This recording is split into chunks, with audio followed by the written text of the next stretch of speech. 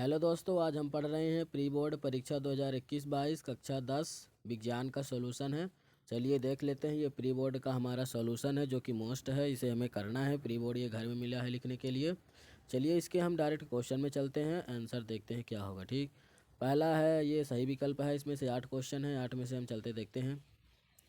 ठीक, पहला है क्या होगा यदि तनु हाइड्रोक्लोरिक अम्ल को लौह चूर्ण पर डाला जाए। क्वेश्चन हमारा यही है। इसमें क्या लिखा है, ये क्या होगा यदि तनु हाइड्रोक्साइड अम्ल को लौह चूर्ण पर। क्वेश्चन को घुमा दिया है लेकिन हमारा क्वेश्चन ये है। इसका सही आंसर ये होगा पहला, हाइड्रोजन गैस व आयरन क्लोराइड बनना। ये हाइड्रोजन गैस एवं आयरन क्लोराइड का निर्माण होना या बनना, मतलब इसका पहला ही आंसर है। ठीक, पहला होगा जो क्वेश्चन दिया है आपकी बुक में, उसमें पेपर में। ये हमारा क्वेश्चन थोड़ी वो हो गया दूसरा, बट वह क्वेश्चन वही है। ठीक, लिखा है पतलों तारों में धातुओं को खींचा जा सकने की क्षमता कहलाती है, क्या कहलाती है? तन्यता। क्वेश्चन वही है, वो थोड़ा इसमें आगे पीछे हो गया है। ग नंबर, दो तंत्रिकाओं कोशिकाओं के मध्य खाली स्थान को कहते हैं सिनेप। ये सिनेप। ठीक, आगे देखते हैं चौथा, अलैंगिक जनन मुकुलन द्वारा होता है ईस्ट। ये जो लिखा है ईस्ट, डायरेक्ट चलते हैं आंसर। ये पूरा सही है, सिर्फ क्वेश्चन घुमा दिया है। अंगा नंबर में, विद्युत धारा उत्पन्न करने की युक्ति को कहते हैं जनित्र। ये सही होगा। क्वेश्चन वही है, सिर्फ घुमा दिया है। आगे चलते हैं। 4 नंबर, निम्न में कौन आहार श्रृंखला का निर्माण करता है? घास, बकरी तथा मानव। ऑप्शन सेकंड सही है, बिल्कुल सही है पूरे। 6 नंबर, विश्व में सबसे तेजी से कम होने वाला प्राकृतिक संसाधन कौन सा है? वन। बिल्कुल सही है, ये सब सही है, बिल्कुल पूरे आंसर। ठीक, सिर्फ क्वेश्चन बदल गया, थोड़ी हो गया। ज नंबर है, आवर्त सारणी में आवर्तों की संख्या होती है, कितनी होती है? 7। ऑप्शन 3 सही है। ठीक, आगे चलते हैं। आगे हमारा ये खाली स्थान, रिक्त स्थान है, जो कि ये भी 8 नंबर के आएंगे, मोस्ट हैं। चलिए देखते हैं। ठीक, इसमें क्या है, जल एक बिंदु बिंदु ऑक्साइड है। ये आप लोग क्वेश्चन देख सकते हैं। उदासीन, जल एक बिंदु बिंदु ऑक्साइड है, उदासीन। ये आप आंसर आ रहा है, ये उदासीन होगा पहले का। धातु में प्राय उष्मा तथा एवं विद्युत की बिंदु बिंदु होती हैं, सुचालक। ये भी राइट आंसर है। क्वेश्चन 3, मादा और गर्भस्थ शिशु के बीच जैविक संबंध स्थापित करने वाला ऊतक बिंदु बिंदु कहलाता है, क्या कहलाता है? ये अपरा या ये प्लेसेंटा, अपरा या प्लेसेंटा ये कहलाता है। ठीक, घ नंबर ये हमारा गलत हो गया है, जो कि हम इसे इरेज कर देते हैं। घ नंबर ये हमारा ना होगा, घ नंबर आप लोग के जो उसमें दिया है वो होगा।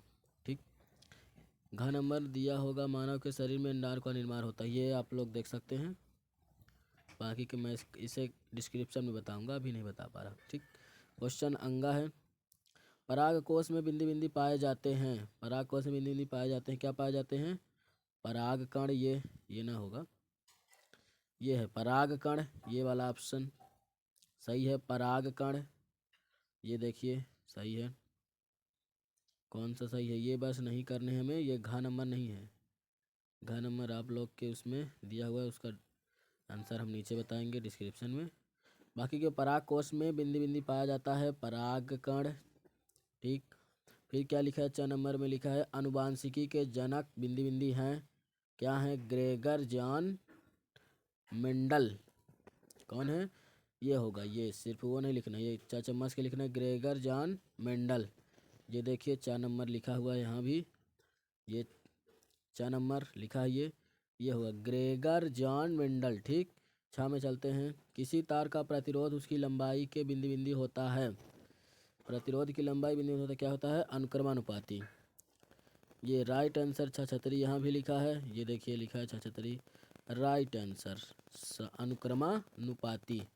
ठीक, क्वेश्चन 9, मस्तिष्क तथा मेरुरज्जु बिंदु बिंदु तंत्र बनाते हैं। कौन से तंत्र बनाते हैं? केंद्रीय तंत्रिका। ठीक, बिल्कुल सही है, केंद्रीय तंत्रिका। ये घ नंबर जा यहाँ भी लिखा है, और जा यहाँ भी लिखा है, जा यहाँ भी, केंद्रीय तंत्रिका या केंद्रीय तंत्रिका तंत्र। यहाँ लास्ट में क्या लिखते हैं, केंद्रीय तंत्रिका, और लास्ट में हम लिख सकते हैं तंत्र। नहीं हो गया, रहने दीजिए, ठीक, यही ठीक है। क्या है, केंद्रीय तंत्रिका। ठीक, आगे चलते हैं, यहाँ तक हो गया। आगे हमारी सही जोड़ी, जो भी बिल्कुल राइट सही जोड़ी है हमारी। वहाँ पास तो एक क्वेश्चन गलत है, लेकिन ये जोड़ी सही है, बिल्कुल सही है। क्या है, सबसे अधिक क्रियाशील धातु कौन सी है, ये है ओ। सबसे अधिक क्रियाशील धातु कौन सी है, ये है पोटेशियम। ठीक, क्या सामान्य रक्तदाब, ये क्या है, ये जो संख्या लिखी हुई ये है 120/80 mmHg। ठीक ठीक, गा नंबर है पादा हार्मोन्स, ये कौन सा है, पादा हार्मोन्स बिल्कुल नीचे, ये इसी के नीचे ये क्या लिखा है, साइटोकाइनिन। ठीक, आगे घ नंबर, घ क्या है, शुक्राणु उत्पन्न नियंत्रण, इसका है पहला, ये पहला स्टोरेटेरान। ठीक, क्वेश्चन अब देखते हैं पांचवा, तारों का टिमटिमाना क्या है, ये है वायुमंडल, ये है अंगा। तारों का टिमटिमाना वायुमंडल। ली अपवर्तनांक नीचे भी, इसका आंसर भी है। लेंस क्षमता क्या है, ये लेंस क्षमता ये है चाचम्मस, ये क्या है, डायप्टर लेंस क्षमता। ठीक, फिर जरा दृष्टि दोष, ये क्या है, ये जरा दृष्टि दोष ये है द्विफोकसी लेंस। ठीक, फिर क्या है, विद्युत विभवांतर, इसका होगा, इसका ये होगा वोल्ट। ठीक, चलिए इसकी नीचे आंसर देख लेते हैं। ये है बिल्कुल राइट आंसर सॉल्यूशन। ये क्या है, बिल्कुल राइट है ये देख सकते हैं, जो ये हैं ये हमारे बिल्कुल राइट है। ये क्या होगा, पहले का तीसरा होगा, फिर चौथा नंबर का ये होगा, ये वाला सतवां। ठीक, फिर ये गा का आठवां, घा का पहला, अंगा का ये छठवां, चा का दूसरा, छा का पांचवा, जा का चौथा। ठीक, चलिए देखते हैं आगे। ये भी बिल्कुल राइट, एकदम पूरे राइट हैं। एक वाक्य के उत्तर में चलते हैं। एक वाक्य के उत्तर में क्या है, पहले में लिखा है, पहले क्वेश्चन नहीं पढ़ते, डायरेक्ट आंसर से। ठीक, जल का शुद्ध पीएच मान 2 या 2 से अधिक धातुओं को समांगी मिश्रण को कहते हैं। पहला होगा 7। ठीक, 7 होते हैं पीएच, शुद्ध जल का पीएच मान। 2 या 2 से अधिक धातुओं को समांगीन मिश्रण को कहते हैं मिश्र धातु। ठीक, हरे पौधों की पत्तियों में पाए जाने वाले वर्णक का नाम लिखिए, क्या लिखते हैं, ये नीचे आंसर हम सबके बता देते हैं, आप लोग वहाँ से देख लीजिए डायरेक्ट। ये आ गए आंसर। पहले में बताए 7, फिर बताए मिश्र धातु, फिर क्लोरोफिल, ये हुआ हमारा गा नंबर का क्लोरोफिल। हरे पौधे की पत्तियों में पाए जाने वाला वर्णक का नाम क्लोरोफिल। नर युक्त एवं मादा युक्त के संलयन को कहते हैं घ नंबर का निषेचन। ये घ नंबर का क्या होगा, ये होगा निषेचन। लिंग निर्धारण करने वाले गुणसूत्र एक्स वाई, लेंस की क्षमता का सूत्र या P equal to F metre में। आगे चलते हैं, 4 नंबर के बाद 6, निकट दृष्टि दूर करने में कौन सा लेंस उपयोग किया जाता है, अवतल लेंस। विद्युत प्रतिरोध का SI मात्रक ओम। ठीक, ये बिल्कुल सही आंसर है, आप लोग देख सकते हैं। ये क्वेश्चन जितने आंसर हमने बताए ये पूरे सही हैं, इसी तरह लिख ले सकते हैं आप लोग।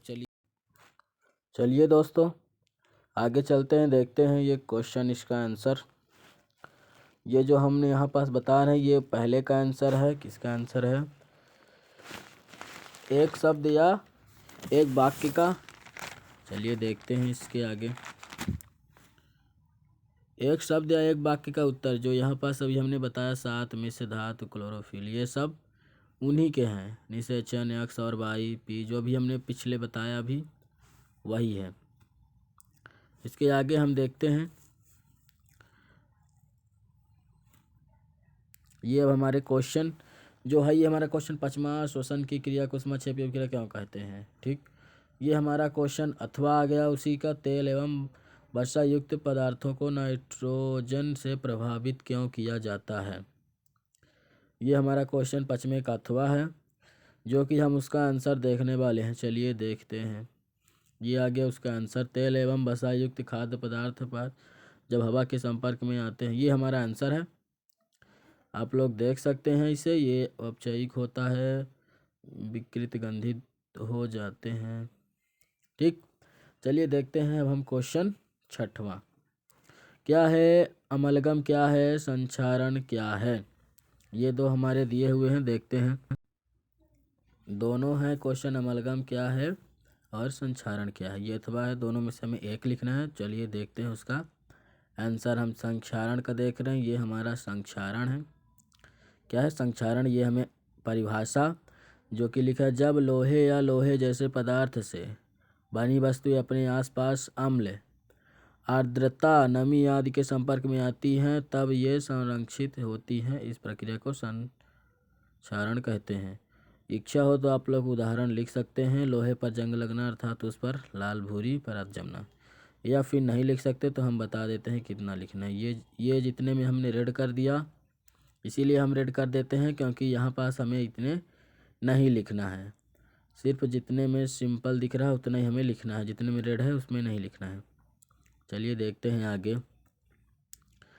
ये हमारा क्वेश्चन 7 आ गया। मेंडलीव की आवर्त सारणी का नियम लिखिए। ठीक, आप लोग को जो सही लगे वो लिख सकते हैं। मेंडलीव की आवर्त सारणी तत्वों के भौतिक एवं रासायनिक गुण, उनके परमाणु द्रव्यमान के आवर्ती फलन होते हैं, या फिर अथवा लिख सकते हैं।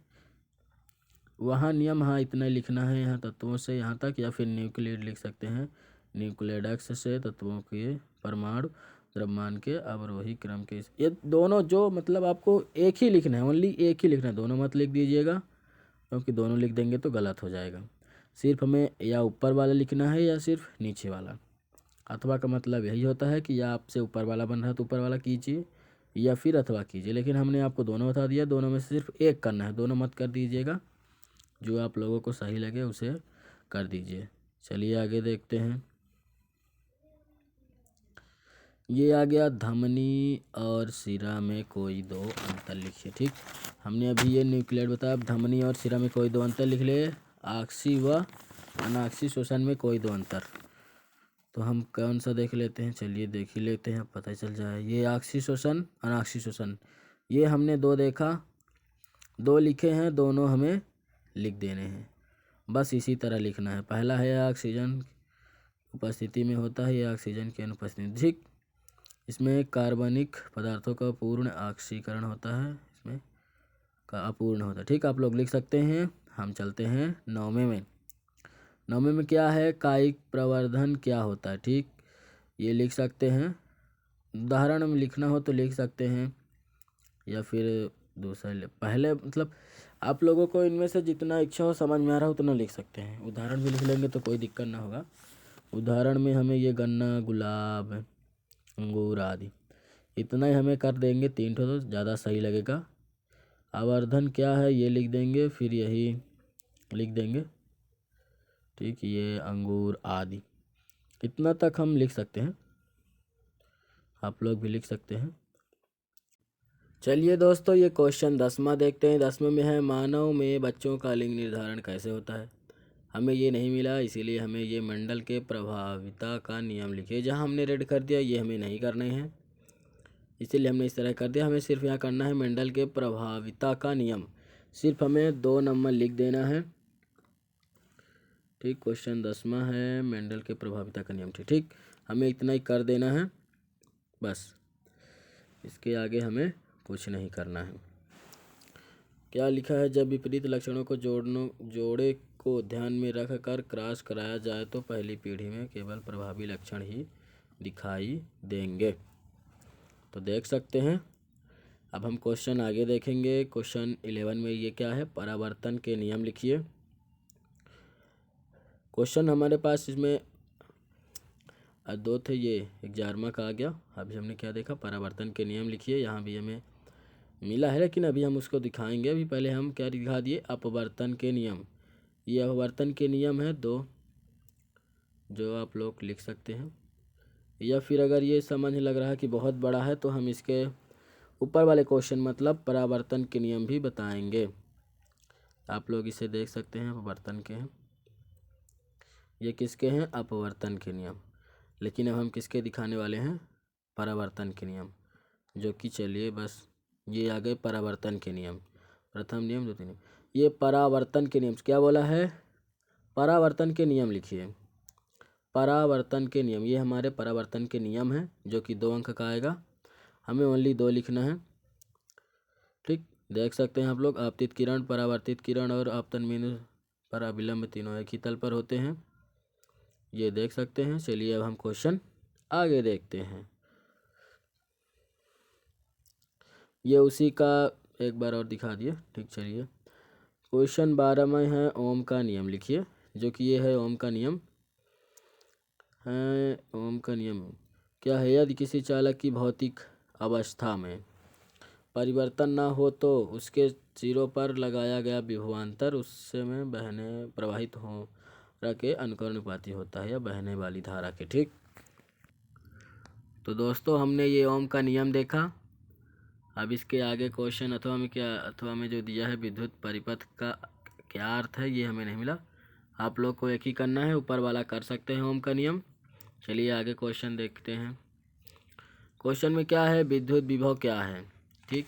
ये क्वेश्चन दिया हुआ है, इसमें पूछा है विद्युत विभव क्या है। क्वेश्चन नंबर 13 है, विद्युत विभव क्या है। ये क्या है, एकांत धनावेश को अनंत से विद्युत क्षेत्र किसी बिंदु तक लाने में किया गया कार्य को इस बिंदु का विद्युत विभव कहते हैं। विद्युत विभव का मात्रक वोल्ट है, ठीक। ये हमारी परिभाषा हो गई। और ये प्रतिरोध किसे कहते हैं, आप लोग 2 में से एक कोई लिख सकते हैं, ठीक। तो चलिए देखते हैं आगे। ये क्वेश्चन नंबर 14 आ गया। क्या है, परितंत्र के अजैविक घटकों के नाम लिखिए। ये भी हमें नहीं मिला, लेकिन हम नीचे वाला बता रहे हैं, ओजोन परत के क्षय होने के कारण लिखिए। ये आप 2 कारण लिख सकते हैं ओजोन क्षय होने का। आगे देखते हैं 15 नंबर का। ये क्वेश्चन आ गया 15, निम्नलिखित रासायनिक समीकरण को संतुलित कीजिए।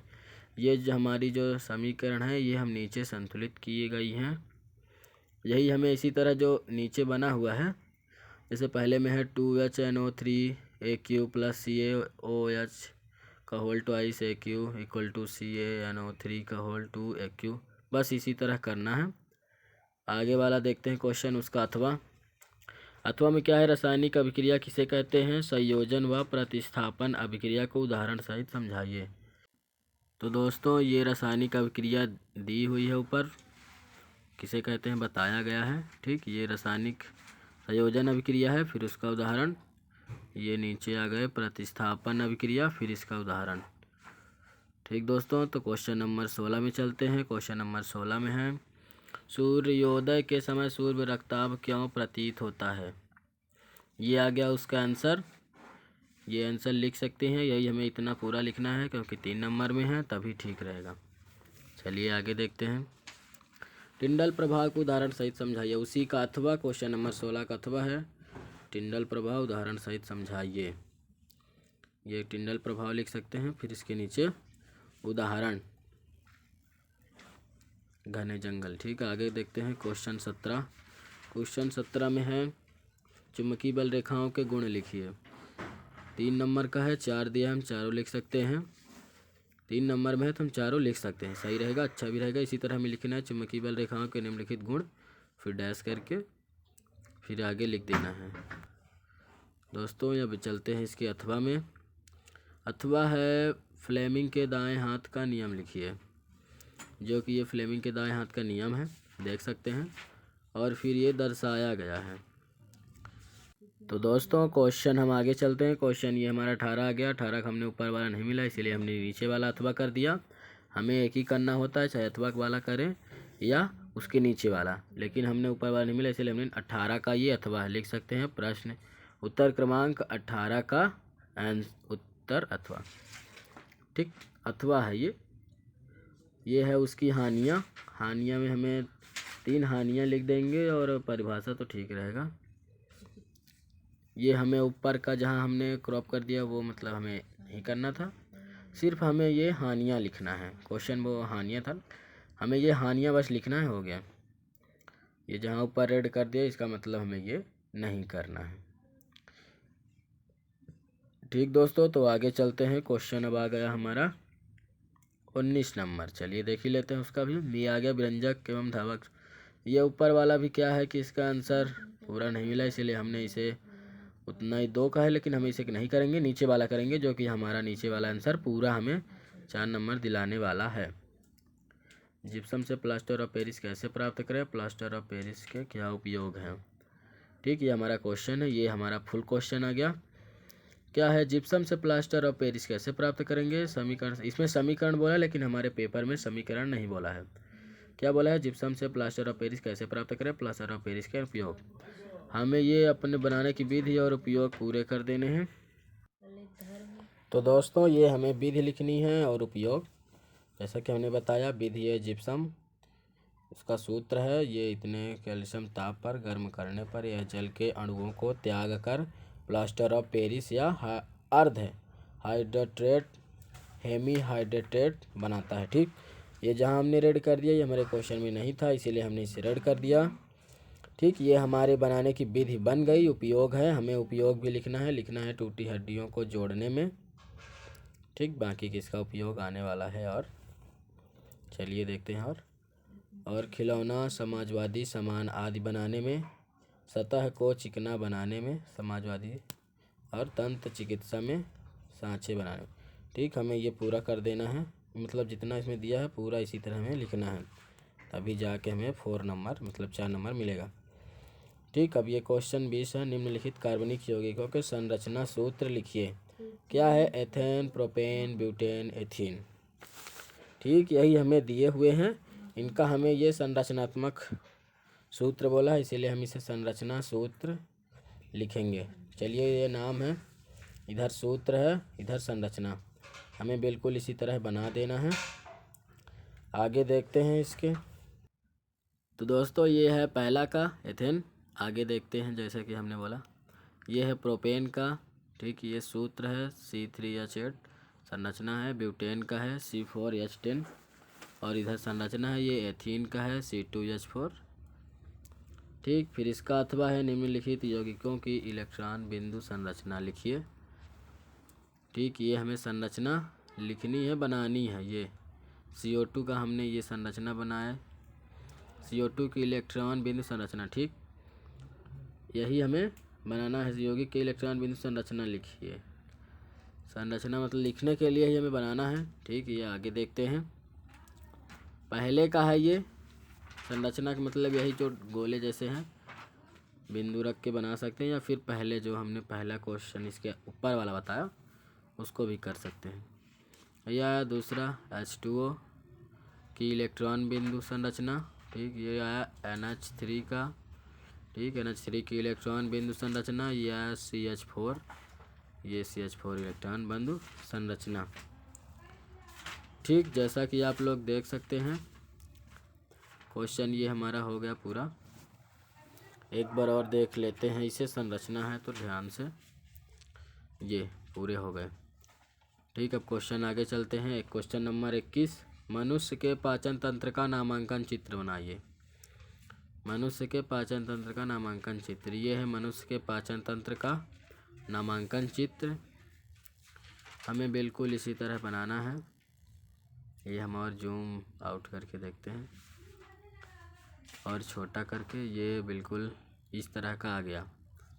भी और छोटा, ये बिल्कुल इसी तरह हमें बनाना है। जैसे ये मुंह, ग्रस्तिका, आला, आहार नाल। ठीक, ये हमें बिल्कुल इसी तरह बनाना है। क्लियर दिख रहा होगा शायद, और जूम करके देख लेते, और क्लियर, बिल्कुल इसी तरह हमें बनाना है। ध्यान से देख सकते हैं। इसमें क्या बोला है, नामांकिन, मतलब नामांकिन बोला, इसीलिए हमने यहाँ पास नामांकिन मतलब चित्र भर हमें नहीं बना के छोड़ना है, हमें साथ में उसका नामांकन भी करना है। ठीक, अब इसके अथवा में है मानव हृदय का नामांकन चित्र बनाइए। चलिए इसे भी देख लेते हैं, मानव हृदय का नामांकन चित्र। तो दोस्तों ये हमारा मानव हृदय का नामांकन चित्र है, जो कि 21 नंबर के अथवा बोला है। मानव हृदय का नामांकन चित्र, ये हमें नामांकन का मतलब यही होता है कि नामांकन सहित। ये हमें इसका चित्र बस नहीं बनाना है, इसे हमें चित्र बना के नामांकन भी करने होते हैं, इसीलिए उसमें बोलता है नामांकन। नामांकित चित्र नाम के सहित चित्र का प्रदर्शन कीजिए। ठीक, ये ध्यान से देख सकते हैं, महाधमनी ये वगैरह वगैरह है, मानव हृदय का काट दृश्य। ठीक, अब हमारा क्वेश्चन 22 है, जो कि बस अब हम उसे ही सॉल्व करेंगे। 22 और उसका अथवा हमने पूरा क्वेश्चन सॉल्व किए हैं। ये हम इसे एक बार और जूम आउट करके देख लेते हैं, लगभग ठीक दिखता होगा।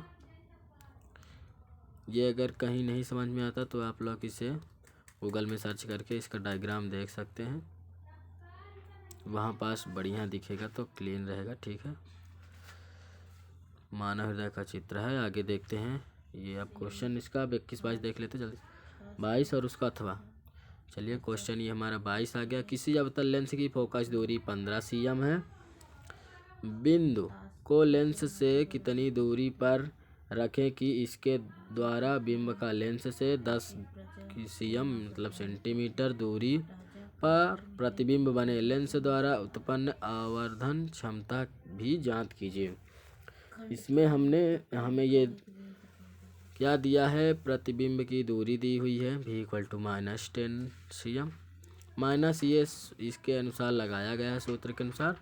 क्वेश्चन में नहीं दिया है, जो कि ये क्वेश्चन बिल्कुल पेपर में ही है, हमें इसी तरह बिल्कुल उतार देना है, जैसा कि इसमें आप लोग देख सकते हैं लिखा हुआ है, बिंब के लेंस की दूरी लेंस के सूत्र से। ठीक, यही हमें बिल्कुल इसी तरह हमें यहाँ पास कर देना है, बिल्कुल सेम ये आ गया। ठीक, इसी तरह हमें उतार देना है। 2 आंसर आ रहे हैं। इसकी प्रकाश बिंब की लेंस से दूरी 30 cm है, लेंस द्वारा उत्पन्न आवर्धन। ठीक, ये हुआ हमारा। एक बार और देख लेते हैं इसे। ये बिल्कुल इस तरह है, हमें बिल्कुल इसी तरह क्लीन एकदम लिखना है। ठीक, अब उसका अथवा देख लेते हैं। तो दोस्तों ये हमारा अथवा आ गया। किसी ऑटोमोबाइल में पीछे का दृश्य देखने के लिए उपयोग, क्वेश्चन थोड़ी चला गया। उपयोग होने वाले उत्तल दर्पण की वक्रता त्रिज्या 30 cm है। ये जो क्वेश्चन है ये बिल्कुल हमें इसी तरह लिख देना है, जैसा कि इसमें देख सकते हैं। ऊपर से नीचे तक आप लोग देखे होंगे। ये प्रतिबिंब का साइज, हाइट, ऊंचाई, चूँकि h तब डैश वो। ठीक, हमें बिल्कुल इसी तरह लिखना, बिल्कुल इसी तरह उतार देना है।